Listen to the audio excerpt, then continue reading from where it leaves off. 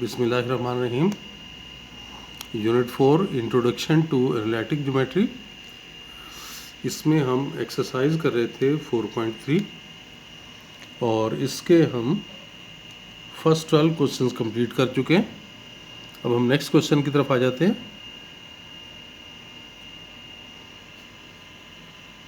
Question number 13 कह रहे हैं कि find the equation of line through the point. ये आपको एक पॉइंट दिया हुआ है -4 -6 and perpendicular to the line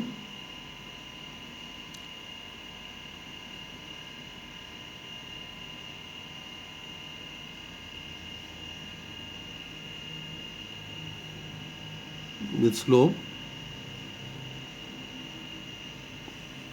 -3/2। बहुत आसान सा सवाल है ये तो, कि लाइन का ये पॉइंट दिया हुआ है और स्लोप के सिलसिले में एक हिंट दे दिया गया है कि जो लाइन आपने मालूम करनी है वो उस लाइन के परपेंडिकुलर है जिसका स्लोप -3/2 है। यानी आपने इसके स्लोप को रेसिप्रोकल लेके साइन चेंज करेंगे तो रिक्वायर्ड लाइन का स्लोप आ जाएगा।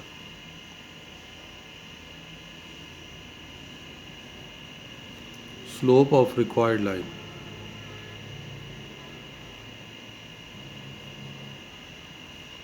Is equal to +2/3। क्योंकि परपेंडिकुलर है, आपको पता है कि इसका रेसिप्रोकल है कि साइन चेंज करना होगा। अब आपको स्लोप भी पता है, पॉइंट भी पता है, इक्वेशन लिख सकेंगे। Equation of line using slope point form. कि आप स्लोप पॉइंट फॉर्म अप्लाई करके इक्वेशन मालूम कर सकते हैं। तो ये लिख लेते हैं y - y1, ये y1 देख लें -6 है, इक्वल टू स्लोप है 2/3 इंटू x - x1, x1 -4 है। क्रॉस मल्टीप्लाई करें फ्रैक्शन रिमूव करने के लिए 3y + 18 और ये 2 से मल्टीप्लाई कर लें तो 2x + 8, या सबको उधर ले जाओ तो 2x - 3y - 10 = 0। तो बस ये सवाल था। नेक्स्ट क्वेश्चन की तरफ आ जाते हैं। Question number 14। क्वेश्चन 14 में वो कह रहा है find the equation of line through the point. ये पॉइंट आपको गिवन है 11 and -5 and parallel to the line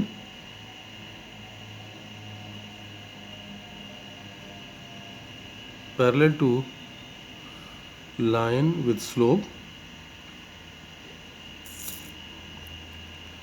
-24।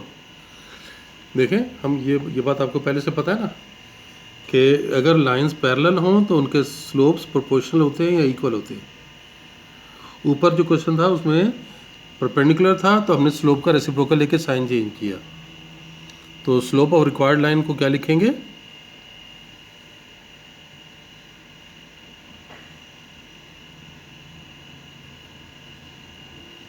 Required line is also -24 क्योंकि ये पैरेलल है। अब आप पॉइंट और स्लोप पता है तो लिख सकेंगे equation of line using slope point form. तो स्लोप पॉइंट फॉर्म अप्लाई कर रहे हैं y - y1 इज -5 और ये slope -24 into x - x1 is 11। तो y + 5 = -24x और ये कितना हो जाएगा 24 और 24, ये +264। सबको लेफ्ट पर ले आओ तो 24x + y - 259 = 0। तो ये आपने इक्वेशन मालूम कर ली लाइन की। अब आ जाते हैं हम नेक्स्ट क्वेश्चन की तरफ। इस क्वेश्चन में आपको 3 पॉइंट गिवन है। क्वेश्चन नंबर 16, और इन 3 पॉइंट्स में से आपको लाइन के ये ट्रायंगल दी हुई है। These are the vertices of triangle, ये गिवन है।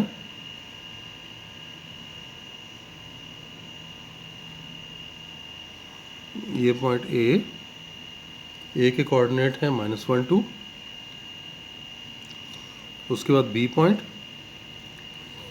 पॉइंट है 6 3। फिर सी पॉइंट ये 2 -4।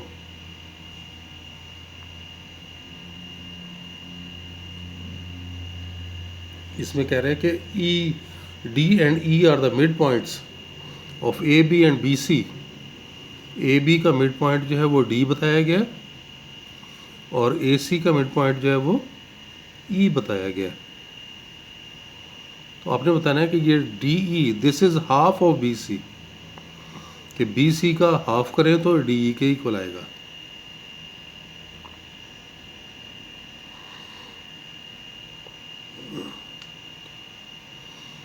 और पैरेलली बताना है, डी ई बी सी के पैरेलल है। पहले तो मिड निकाल लेते हैं ना।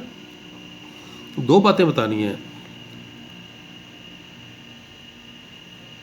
D E is parallel to B C, एक बात हो गई। और दूसरी बात बतानी है कि D E is equal to half of B C, ये दूसरी बात है। तो पैरेलल केस में क्या होगा, स्लोप इक्वल आने चाहिए ना। डी ई का स्लोप और बी सी का स्लोप सेम आना चाहिए, तो पैरेलल हो जाएंगे। और फिर हम डिस्टेंस फार्मूले के ज़रिए ये प्रूव करेंगे। तो पहले आप डी और ई निकाल लें। मिड पॉइंट तो निकाले जा सकते हैं। ए भी आपको पता है, उसका मिड लेंगे, ऐड करके 2 पे डिवाइड करेंगे तो आ जाएगा। तो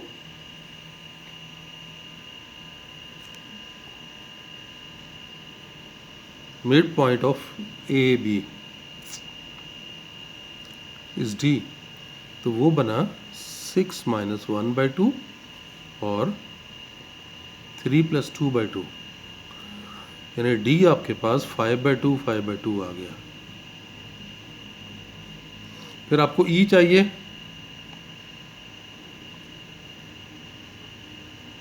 मिड पॉइंट ऑफ ए सी, तो उसके लिए आपने ये -1 + 2/2 और 2 - 4/2, तो ये आपके पास बन जाएगा। ई की वैल्यू आ गई 1/2 और -1। पहले केस के लिए स्लोप ले लें। Slope of D E, Y का डिफरेंस यानी -1 - 5/2, और फिर रेशो लेना इसका x के डिफरेंस के साथ।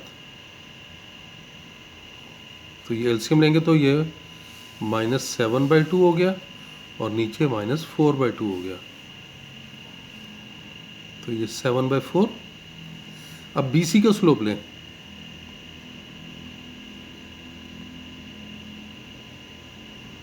स्लोप ऑफ बी सी, वहाँ y का डिफरेंस और नीचे x का डिफरेंस, -7 बाय -4, तो देखें ये भी 7/4 आ रहा है। स्लोप सेम है as slope of A B, slope of D E is equal to slope of B C, hence DE is parallel to BC, तो प्रूव हो गया। अब हम आ जाते हैं इसके दूसरे पार्ट की तरफ। अब डिस्टेंस निकाल लें। BC देखें, डिस्टेंस फार्मूला अप्लाई करें, y का x का डिफरेंस का स्क्वायर फिर y के डिफरेंस का स्क्वायर और स्क्वायर रूट। तो देखिए कितना बन गया 16 और ये 7 का स्क्वायर 49, यानी स्क्वायर रूट ऑफ 65। अब डी ई ले लें। डी ई के लिए x के डिफरेंस का स्क्वायर, फिर y के डिफरेंस का स्क्वायर और स्क्वायर रूट। तो इसका आप एलसीएम लें तो देखें कितना बना, ये कितना -4 आ गया ना, -4/2